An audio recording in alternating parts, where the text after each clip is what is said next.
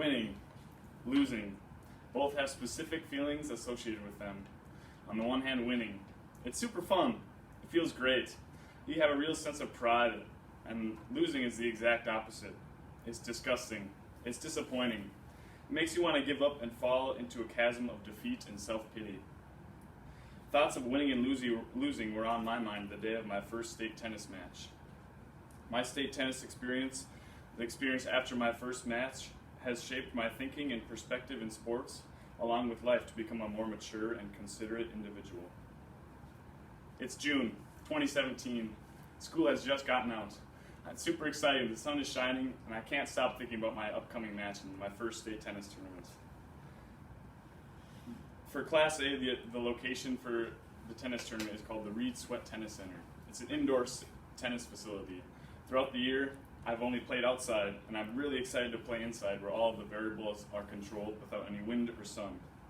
I'm also excited to play against the best skilled opponents in the state for Class A. If you don't know how the state tennis tournament works, it's a 5-day ordeal. On Monday, there's a banquet that recognizes the teams and the individuals that were successful enough to make it. On Tuesday and Wednesday, there's a segment, and those 2 days are for the team portion of the tournament. On Thursday and Friday, that's for the individuals, that the singles players play against singles players and the doubles players play against doubles players. I had made it as a third singles player for my team, and I had made it as a doubles player with Johnny Matson as my doubles partner from the individual side. My first match was on Tuesday. My opponent was against, I don't even know his name, but he was from St. Paul Academy, a private school. He plays tennis all year round and has a private coach. I was really excited to play against him, but when I walked onto the court that Tuesday morning, I realized the challenge that was ahead of me. Up until this point, I had won every match except for one.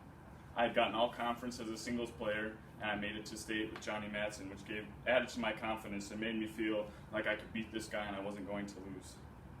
Alone, I felt, in respect to it being just me and my opponent. I imagined myself in medieval times dueling with my opponent, and I thought that I wasn't going to lose and I was going to destroy him. In warm-ups, I was scoping out his weaknesses, and I really wanted to win. Before I knew it, the first set had begun. It went by in a flash. I won my first set 6-2. If you're not a tennis person, a score of 6-2 is pretty good. It means that you're playing well and that you are most likely at the third singles position. If you win the first set by that much, you're probably going to win the match. Going into the second set, I was relaxed. I was confident. I relaxed and my opponent did not. He flipped a switch and I began to lose. I lost the second set 3-6. It all came down to the third and final set. We were playing well. I was playing my best tennis I'd ever played, and my opponent was playing terrifically. It came down, we were tied at 5-5. The next 2 games would either send us into a tiebreaker, or it would decide the match in my favor or his. It was 5-5, and I ended up losing that third set 5-7, and in turn losing the entire match. I shook hands with my opponent, walked to my bench, sat down for a while to take it all in. Everybody was watching me, and I feel like I had just disappointed my entire team. I packed up my stuff, threw on a sweatshirt, and put my hood up and didn't want to talk to anybody. I just wanted to be alone. As I exited the court, a man came up to me that I had never seen before in my life. He started asking me, "Who do you play for?